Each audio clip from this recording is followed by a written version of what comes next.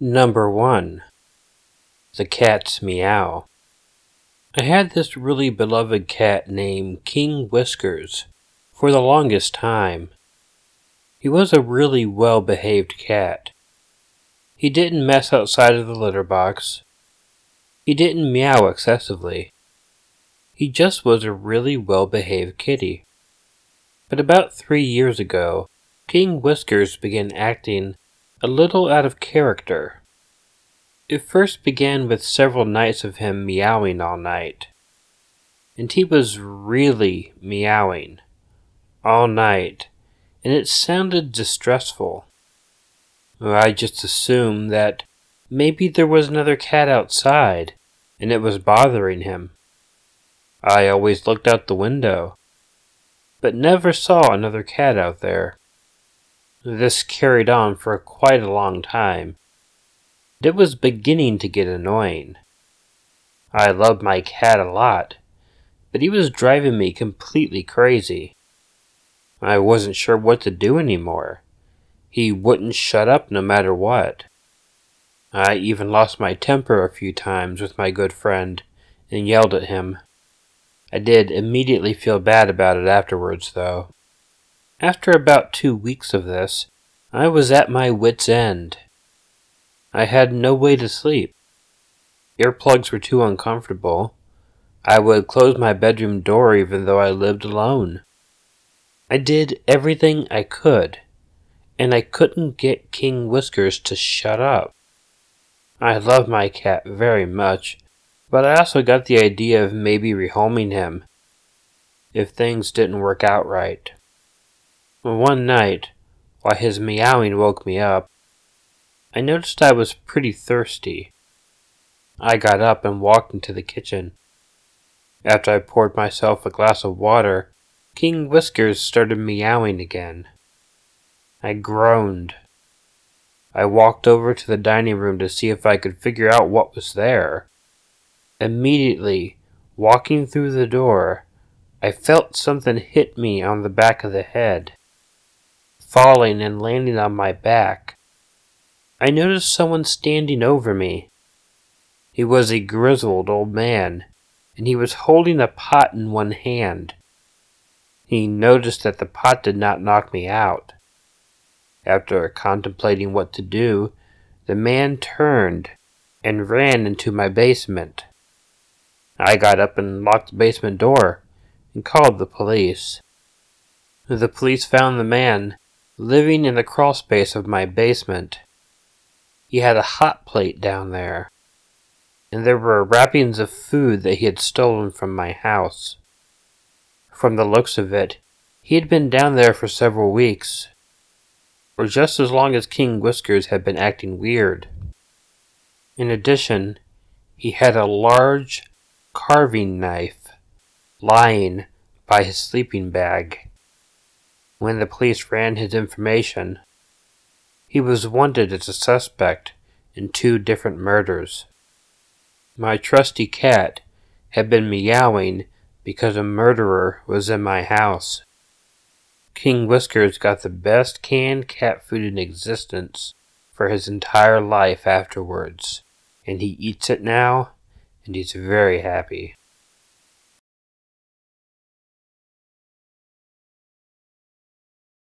I work at a nursing home. When I started, I was kind of skeptical about the paranormal. I don't really believe in ghosts or spirits or anything like that. It's just depressing to see people living out the last little bit of their lives. I could tell you a million different stories, but I've only had a couple that I can't explain. Someone that I'm very close to also works here, and they've been here for close to a decade now. I'll call them Bob. Before I even thought about working here, he told me all kinds of stories. Nothing really creepy, just nasty and depressing. But this one story he told me gave me the creeps. One resident had a bunch of cats before she was sent here, and had to get rid of them. One day, Bob was in her room painting, and the resident asked him if he could tell the cats in the bathroom to be quiet. A lot of people here are in their own little world, and we have a whole wing strictly for Alzheimer patients. So Bob just brushed it off and played along with it, and continued painting the walls. About 5 minutes later, the resident says, "Now they're scratching at the door." So Bob once again opened the door and told them to be quiet. This time Bob asked if he could leave the door open. The resident said no because they'll get out. At this point, Bob was tired of playing along, so he moved to a different room until she got up to go to lunch. The second she stepped out, Bob ran back in there and tried to hurry up and finish painting. About 30 to 40 minutes later, the resident rolls back in and starts yelling, "Why'd you let them out?" So Bob closed the bathroom door, and she mumbled something under her breath. This happened almost every time he went in there to paint, fix the TV, whatever. She'd always complain about the cats scratching at the bathroom door. She eventually passed away. This might sound completely off the wall to you, but it's honestly normal that these people see and hear things that aren't there. Some people think it's the 50s again. Others think I'm their son or nephew. And one lady swears up and down that I'm her husband. So fast forward to a month or so later, a new resident moves into the room. I was hired, and we needed to go hook up a TV for her. Since I was new and it was a simple job, I volunteered to go ahead and take care of it. The resident was laying in bed, so I just started making small talk with her to make her feel comfortable in her new home. I asked her how she liked it here so far. She said she loves the place, but she has trouble sleeping at night because she hears cats scratching at the bathroom door.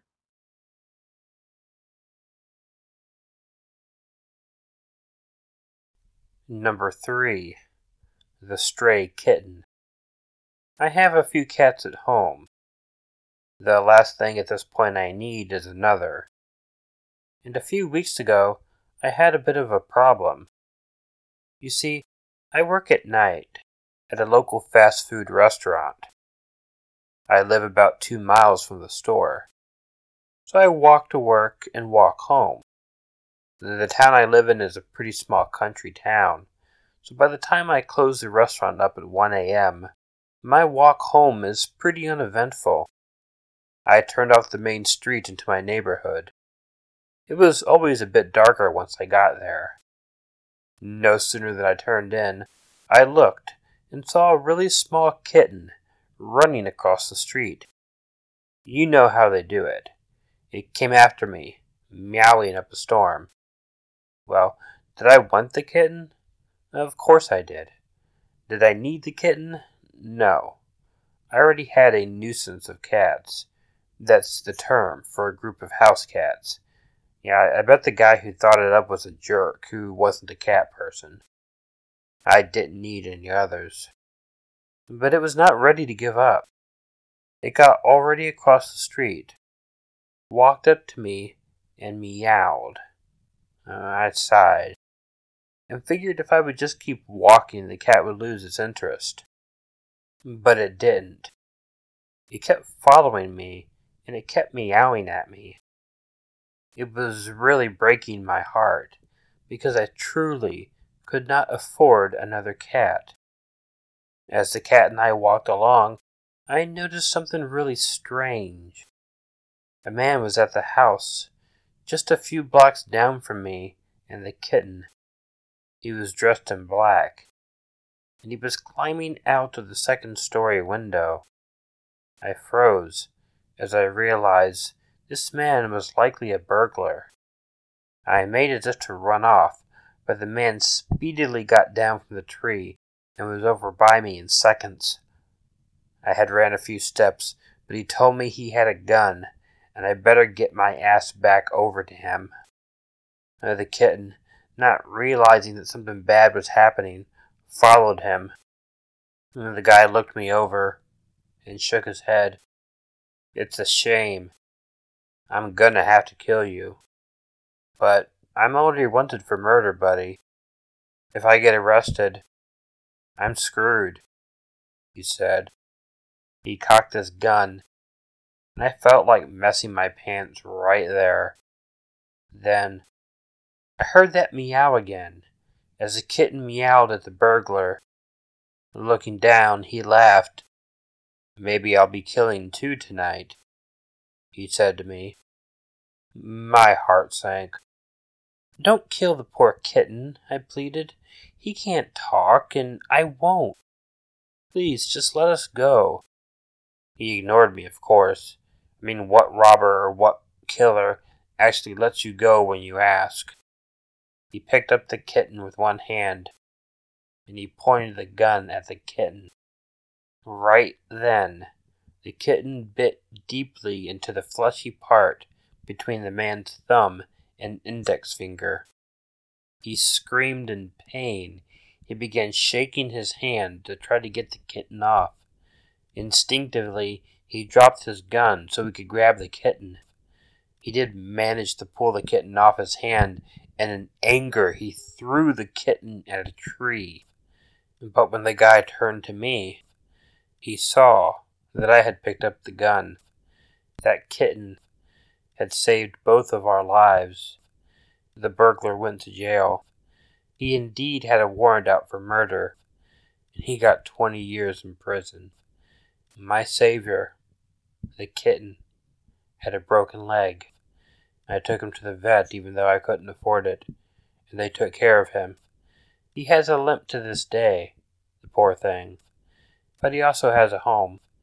Killer Orange Cat, I'm a huge fan of your channel. And this happened a few weeks ago, so I hope you don't mind that I named this kitten Ichigo. He's my savior. This event happened to me while I was a senior in high school. That summer, I was asked by my mom if I could pet sit for an old German couple who she was really good friends with. I knew the people and liked them a lot, so I agreed. They were paying a ridiculous $30 a day for me to watch two cats and a really old dog. The catch was that I had to sleep over at the house during the night, just to make sure it still looked occupied, because they would be gone for several weeks. This house was a one-story, in a pretty nice Charleston neighborhood, with its own pool deck and big-ass surround sound TV. Overall, a really nice house, probably built in the late 50s or 60s. Once the couple left, I basically moved in, preparing for my weeks-long tenure. The first few days were cool, with nothing out of the ordinary. Although, I did start to get a creepy vibe after the first week. I think the main reason for this was a really long hallway running along the back of the house, with a room at the very end. My spare room was one of the rooms to the side, so I always had to go up and down the damn thing. Another thing that added to the creepiness was the sliding glass doors in the TV room. I mean, the whole backside of the house, against the pool deck, was a continuous set of 5 sliding glass doors, with not a shred of curtain. I remember sitting on the couch watching TV at night, just stealing glimpses at the glass doors, not being able to see anything outside because of the glare of the TV. During the day, I would feed the animals, leave for work, and come back at night. Several times there were cabinets ajar, and some doors open that I knew were closed before. I attributed this to the cats, because I know they do that kind of thing. My thoughts on this changed after several fucking terrifying occurrences. I would be in the house on the couch watching TV, and I'd hear a cabinet slam shut. Okay, it's those damn cats trying to get to their treats. Except both were in my lap. What the hell? I got up, and of course, there is nothing there. A few days pass, and the activity really amps up. When I put the cats away for the night, I put them in the laundry room, which is right across from my room in that long hallway. The door to the laundry room pushes inward and sticks in the frame, so you have to kind of throw a shoulder into it. One night, I'm laying in bed, watching TV, after putting the cats away. I hear something, turn the TV way down, and strain my ears. Suddenly, I hear the laundry room door get pushed in and the cats run out. They have little bells on their collars. I immediately think someone is in the house, and they are going through every door. Those cats cannot open that door themselves, so what the fuck? I have a pair of scissors in my nightstand, so I grab them, slowly get up, and get on the floor to look under the crack of the door. Fortunately, I had left the light on in the hallway, so I could see pretty well. After laying there for a solid 15 minutes, praying to God that a pair of muddy boots didn't appear before me, I got up and prepared myself to search the house. I have to say I've never felt such a strong adrenaline rush. I unlock the door and inch out into the hallway, ready to stab someone in the fucking throat. There is nothing in sight. I strain my ears and look up and down this long-ass hallway, fully expecting someone to round the corner and come charging at me. But there was nothing. I looked around, checked the locks, cursed at the cats, and thanked God I was safe. This was the moment when I really started to hate sleeping over at this house, and things only got worse. I think it was about a week later when the scariest shit happened. I was asleep in the spare room when I woke up to a really loud sound around 4 a.m. Immediately I'm wide awake and starting to feel adrenaline. Is someone in the house? I sit up and listen. The sound comes back, and it's emanating from the ceiling right above my bed. I just sit there, in the dark, and listen to this really loud, continuous rustling sound, almost like a really heavy cardboard box getting pushed across a grainy wood floor. There has to be someone in the attic, but I'm sure as hell not going up there. I just sit and listen to this rustling travel across the ceiling and go above the room next door to mine. From there, I hear it travel really fast through the house and go above the kitchen. The kitchen is pretty far from the room I was in. It was that loud. And then it zooms back above my room. I got up, grabbed my things, and left the house with my tail between my legs at 4:30 in the morning. The scariest thing was, as I was walking out of the front door, I heard a door somewhere in the house slam shut.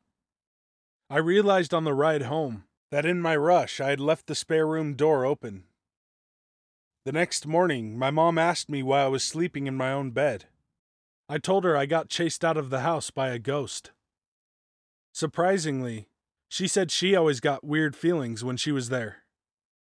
That was the last night I ever slept there. I took care of the animals but slept at home. When the couple came back, I told them what had been going on.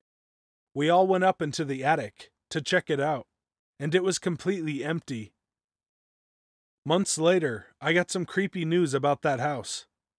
My mom was telling my story to her friends at work, and it turns out that my mom worked with the granddaughter of the couple who originally built the house. What are the chances? Apparently, her grandfather died in the room I was sleeping in.